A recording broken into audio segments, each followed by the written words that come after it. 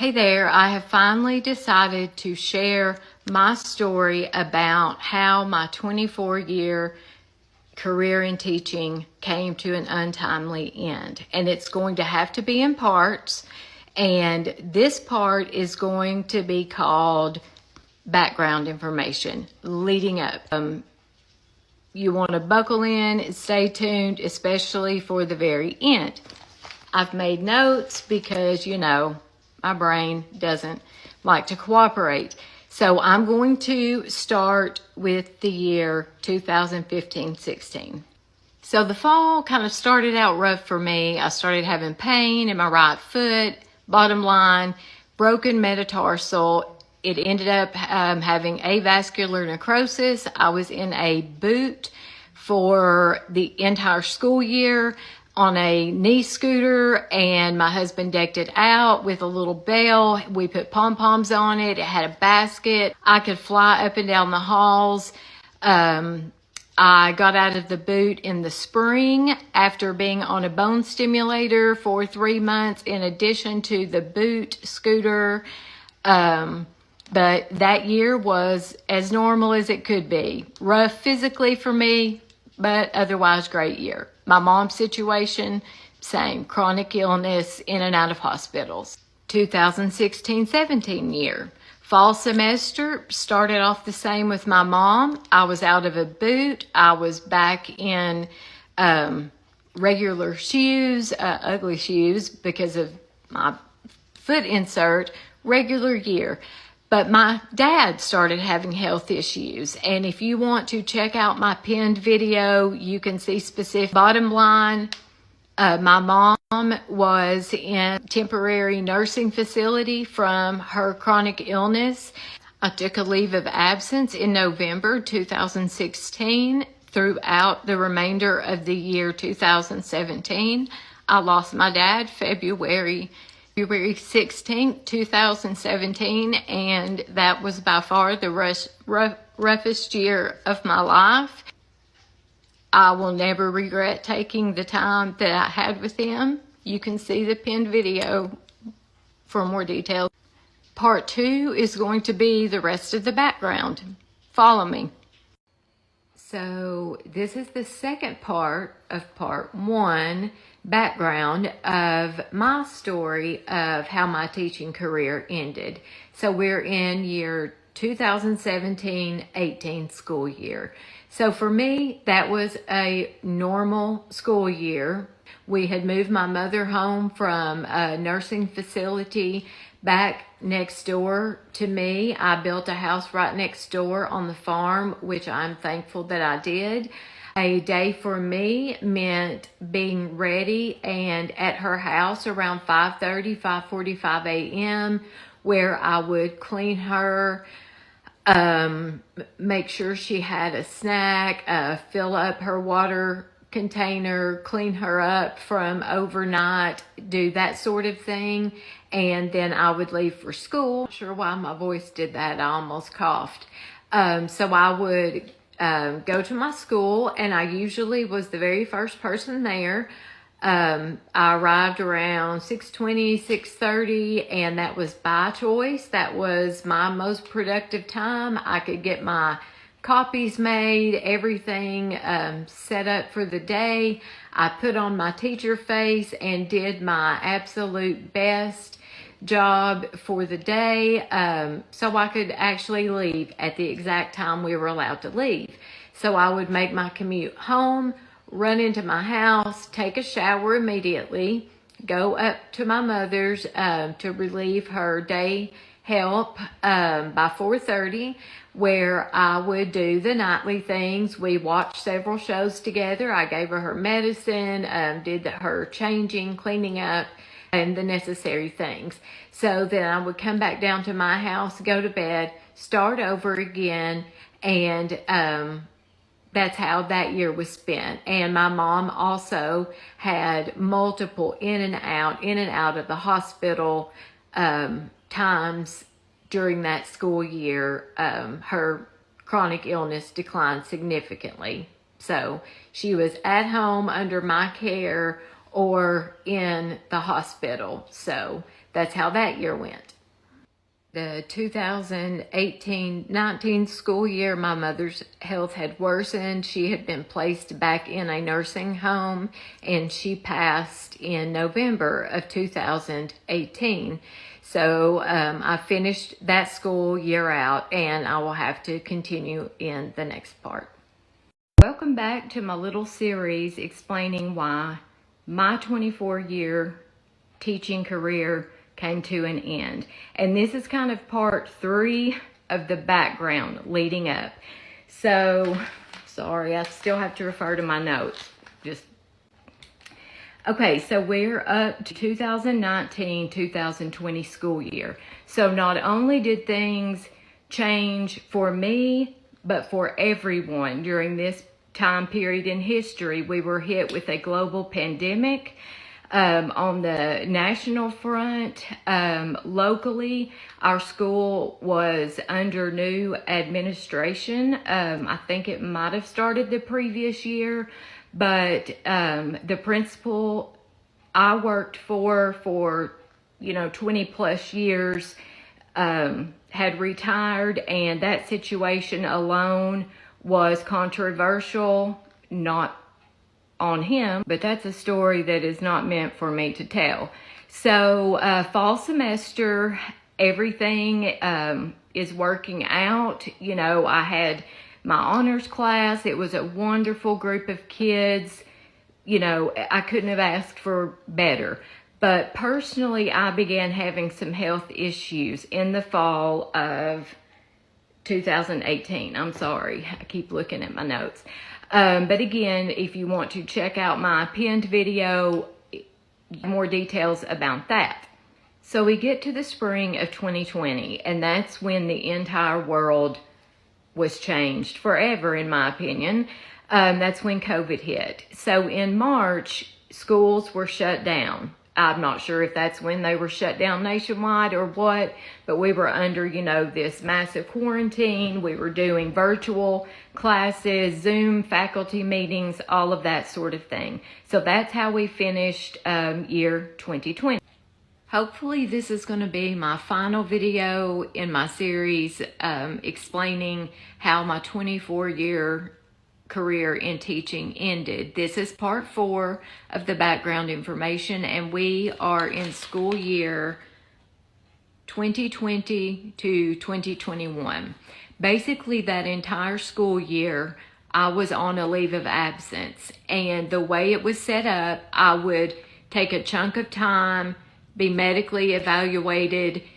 If it had to be extended, I would write the request. That's how it worked.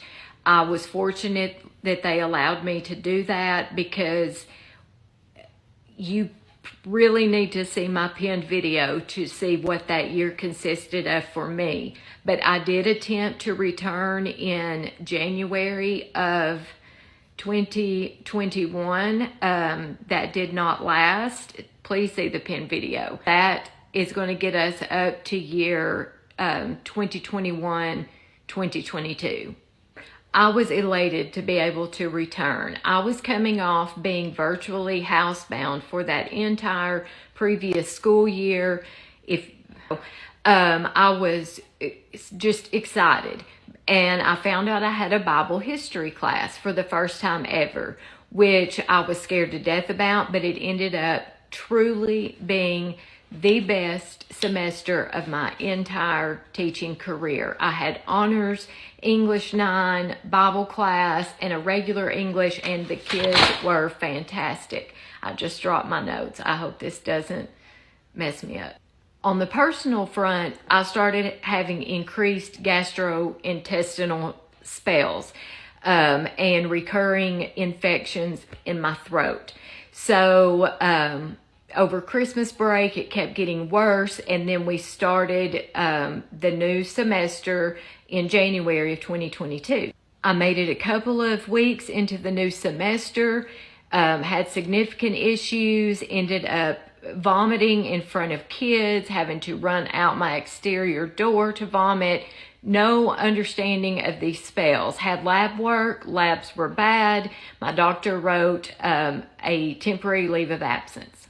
I don't want to rush this part, so it is going to have to continue, okay? So I'm on a temporary leave of absence right after spring 22, pending lots of tests. Follow for finale. Don't want to miss it.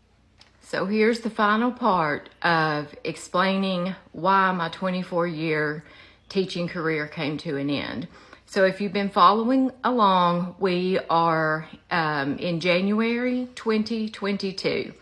Okay, I had had these ongoing health things happening to me. I pushed through it to get through the first semester. And as I said before, it truly was the best semester of my teaching career. I think that was God's way of sending me out on a good note. So my doctor had written a short leave of absence because my Epstein-Barr levels were through the roof. We did not know at the time if it was an active infection or if it was residual. There's a specific test for that.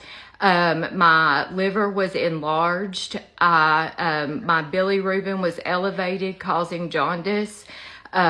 Terrible intestinal problems, and I don't mean just vomiting. So those are the illnesses I was dealing with, in addition to getting strep throat or tonsillitis about once a month. When that short leave was ready to expire, I had to go back in, and I think I either had tonsillitis or strep again. And my doctor was like, when spring break, let's just put you out through spring break. Now, keep in mind, we're coming off of a major year's worth of health in and out of hospitals thing for me. So I was set to return on April 4th, 2022. On April 3rd, during the night, boom, out of nowhere, that gastro issue happened. Happened all night. It could have partially been nerves, I don't know, but it continued throughout the morning. I sent in my lesson plans with an apology explaining the situation because I was all set to return on that day. So sometime after lunch, I had been in the bathroom vomiting, and I could hear my phone vibrating in the living room.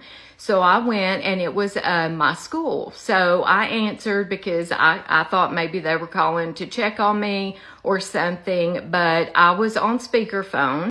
I am not sure who all was in the room, but anyone who was in that room heard sounds coming from me that have not come from me since losing my parents. I was asked to resign effective immediately, and it's going to have to continue. Like and follow. So we're on the day where I received the phone call. I'm on speakerphone. I immediately start to panic because I was just in sheer disbelief. Here I am at home vomiting. I feel in a horrible position for what I'm doing to the kids not being there. Now keep in mind, during my leaves, there was a certified teacher in my place who was supposed to be teaching them. And I feel like that teacher did the absolute best job he or she could have done in the circumstances. But they had a certified teacher in my place. So I was told that they had been more than accommodating to me over the years throughout my adversities. They continued to talk about the impact on the test scores. So my inability to consistently be in the classroom was the reason they asked for my resignation. I was beyond devastated. I understand the position that they were in because of the state test scores, but I do also know that if my former principal had still been there, he would have fought for me. He would have given me an option. He would have probably said, let's finish out this year on leave, or dock your pay, whatever, just to keep me there, because I was family when he was there. And he would have fought to keep me there. He knew my dedication and my passion, but he wasn't there. And I learned how replaceable I am and how little my 24 years of service mattered. All that mattered were those state test scores. And I can't help that our country had a global pandemic. I lost both my parents. I had a horrible year of illness, but I was replaced so easily. Looking back, hindsight is 2020. I understand the position that they were in, but I do think that the way that it was handled was wrong and was hurtful. So don't forget, you are replaceable. Just enjoy your life. Go in there and do your thing, because look at me, 24 years and gone. Hey there, I am responding to user something. I don't have on my glasses, but I think pretty much your comment, you did apologize for everything that I was going through, but teaching must be face-to-face to be effective. Frequent absences and leaves are not good for kids. You are 100% accurate in that statement. I noticed that some people were saying have some compassion. I didn't personally take offense to that because I agree with your statement. What I took offense to was that a certified teacher was in my place. And, you know, I'm talking at the bigger picture. I'd been in this system for 24 years. At that time, that was that was my entire adult life. Pretty much, I devoted to that school. So we're talking about a 5-year chunk of time that was the most horrible, devastating time in my life. Throw COVID in there in that 5-year time period, and it wasn't an ideal situation for any student during that time. So my leaves of absence were taken to take care of my dying parents, then to have multiple surgeries, illnesses, what have you, that have plagued my life for over 2 years now. So while I agree with your statement, they did have face-to-face instruction by a certified teacher. That teacher was not me, because I was dealing with much more important personal things at that time. I hate that that was happening to me. I hated that it was affecting the students. But in the bigger scheme, I devoted 24 years of my life to that place. I felt like I was owed just a little bit more dignity with the way that it was handled. I'm not offended. I don't care if you're compassionate or not. Social media is going to be offensive to some. So trust me, you didn't offend me. I agree with you. So I felt like I needed to do an epilogue for my series of why I left teaching.